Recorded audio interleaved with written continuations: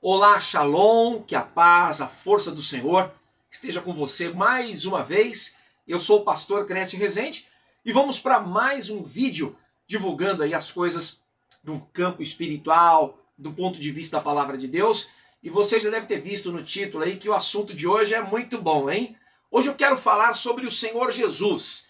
Ainda mais nesses dias que estamos vivendo agora, diante de tanta polarização, ideias contrárias umas às outras.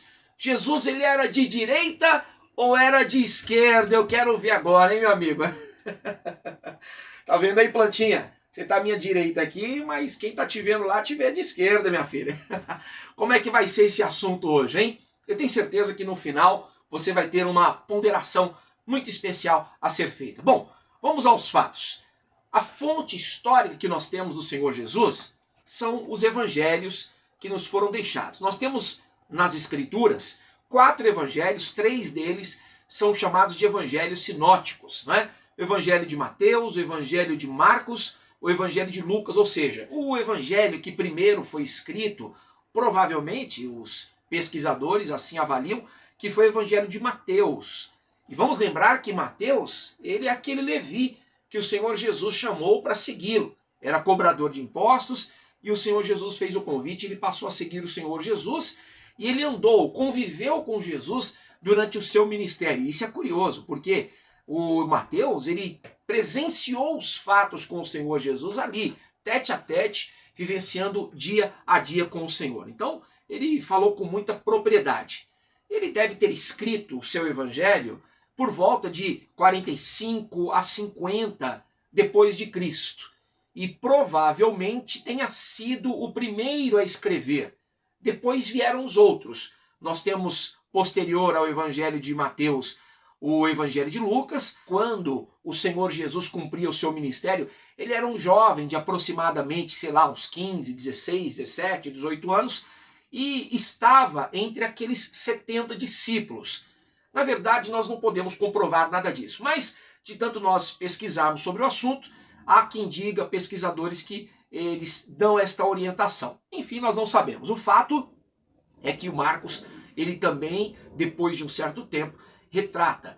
E é uma coisa curiosa, se você reparar, há até quem diga, afirme que Marcos foi o primeiro a ter escrito o Evangelho, até antes de Mateus, porque no Evangelho de Mateus, por exemplo, tem-se 90% dos versículos que estão em Marcos estão em Mateus. Poucos versículos do Evangelho de Marcos não se encontram no Evangelho de Mateus. Aí nós temos um outro evangelho, que é o evangelho apresentado por Lucas. E quem era Lucas? Lucas, ele não foi discípulo direto de Jesus, ele não andou e nem conviveu ali junto a Jesus. O Lucas, ele foi um discípulo direto do apóstolo Paulo, mas ele era médico, ou seja, ele era naquela época um cientista. E ele fez uma pesquisa muito profunda. Ele desenvolveu, na verdade, um papel de um historiador. E ele foi lá, pesquisou, entrevistou, conversou, e ele pega muitas histórias do Senhor Jesus, algumas que foram contadas por Marcos, outras também contadas por Lucas, ou melhor, por Mateus, mas tem muitas histórias que Lucas ele conta só ele mesmo, que não existem nos outros evangelhos. E aí Lucas, ele é o último a escrever, fazendo uma pesquisa minuciosa, e apresenta o seu evangelho de uma maneira muito própria também. É curioso porque nós temos, por exemplo, o evangelho de Mateus, ele é muito direcionado para os próprios judeus. E o próprio Mateus faz muita referência ao Antigo Testamento, citando as leis, citando as profecias, citando exemplos do Antigo Testamento no seu livro. Ele é muito particular nisso. Então ele fala sobre isso porque ele quer falar com os judeus que vivenciavam o Antigo Testamento, a lei, e ele quer mostrar Jesus para os judeus, mostrando que em Jesus se cumpre as profecias do Antigo Testamento. Quando você lê o Evangelho de Marcos, por exemplo, Marcos ele direciona a sua escrita para os romanos. Quando você pega, por exemplo, o Evangelho de Lucas, Lucas direciona mais para os gregos. Os gregos, você sabe, né, também amavam a filosofia, a ciência, e nada melhor do que Lucas para escrever para esses. João se destaca de todos porque João ele muda totalmente o ponto de vista em relação ao que conta Mateus, Marcos e Lucas. O João ele se preocupa em escrever para todos os cristãos. E o ponto de vista dele, o ponto central do Evangelho de João, é exatamente mostrar Cristo como o Senhor, como o Deus, a parte divina do Senhor Jesus. É no seu Evangelho que ele declara que Jesus é o Verbo que se manifestou em carne e habitou entre nós. Bom, dito isto, vamos então às fontes. Essa fonte histórica que nós temos, que são os Evangelhos, para nós abordarmos esse tema. Afinal, Jesus era de direita ou Jesus era de esquerda? Eu já vi muita gente dizendo assim, Jesus com certeza era de esquerda, viu, pastor? Jesus era de esquerda. E tem outras pessoas que falam, não, nada disso. Jesus é de direita, ou a Bíblia é de direita, enfim. E aí?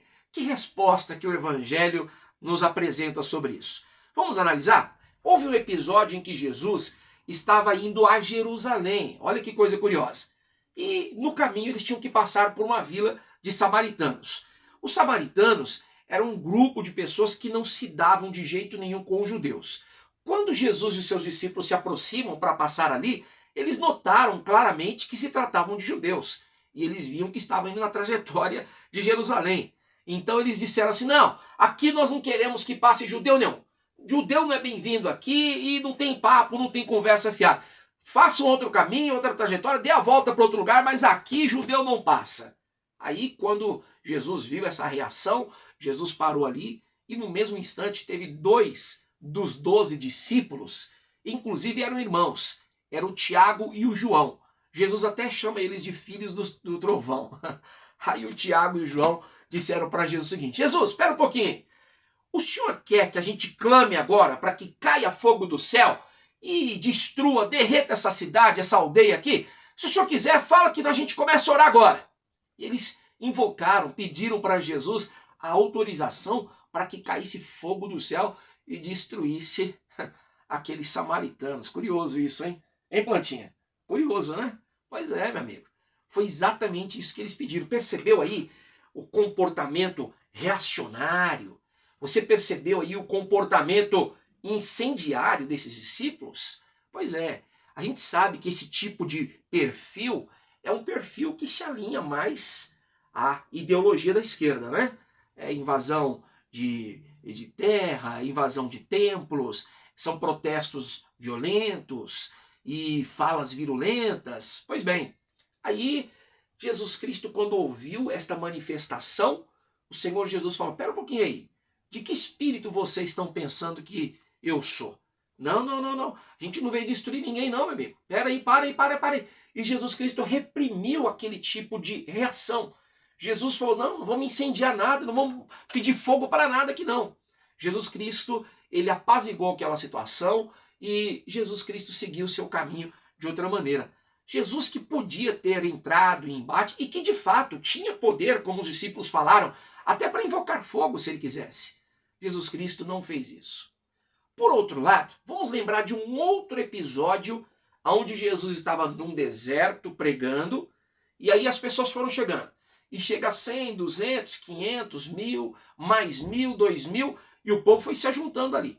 E a hora foi passando. Deu 10 da manhã, o sol foi aquecendo, 11 horas, meio-dia, 1 hora, 2 horas. Aí os discípulos chegaram para Jesus e falaram assim, Jesus, olha a hora, a tarde está caindo aí, o sol está quente, só que daqui a pouco esse deserto fica frio. Olha quanta gente tem aí. Tem mais de 5, tem mais de 7, tem mais de 10 mil pessoas aí. Jesus, esse povo tem que ir embora daqui. E orientaram o Senhor Jesus para que encerrasse ali aqueles cultos, aquelas reuniões, aquelas celebrações, as palavras que Jesus estava dando, e orientaram Jesus, manda o povo embora daqui. Manda o povo embora. É importante isso. Aí Jesus falou assim, não, mas não dá, o povo está com fome, coitado. Desde manhã, nem tomaram café, não almoçaram. Não, esse povo, eu não vou mandá-los embora assim. Aí, mas o que a gente vai fazer, Jesus? E Jesus disse assim, dai-lhes vós de comer, ou seja, vocês, discípulos, vão alimentar esse povo. Aí um discípulo olhou para o outro olhou para um, olharam para Jesus e falaram, mas como é que a gente vai fazer isso? Né? E você sabe que o espectro da direita é aqueles que pensam, que tem o perfil de falar assim, não vamos dar pão não vamos dar peixe não, vamos ensinar a pescar. Não é assim que a direita pensa? Jesus podia falar a mesma coisa, não é? Vocês têm razão. Vai dar trabalho esse negócio de deixar esse pessoal aqui. Vamos dispensar. Boa ideia. Vamos mandá-lo embora. Eles procuram as hospedagens, os hotéis, os parentes. Eles vão para as vilas e para as cidades próximas. E a gente se vira aqui no deserto. Em pouco número a gente consegue se virar. Mas não. Jesus naquele dia pediu para que os seus discípulos se virassem e dessem de comer. E aí, meu amigo, não tinha pão para todo mundo. Jesus pegou o pouco que tinha e operou o primeiro milagre da multiplicação. Muito conhecido esse milagre, não é? E ali os discípulos repartiram pão para todos e a palavra diz que todos se saciaram. Meu amigo, os discípulos não deram pão para um e outro, não. Deram pão para milhares. E o curioso, esse milagre que Jesus Cristo fez, uma maravilha, um milagre muito inusitado, Jesus repetiu e o evangelista Mateus, o evangelista João, declararam, escreveram as duas vezes que Jesus Cristo fez esse milagre. Tanto que eles são chamados assim, a primeira e depois a segunda multiplicação dos pães. Jesus fez isso duas vezes. Você viu que legal? Vamos voltar para o outro tipo de exemplo, do outro lado que eu estava falando.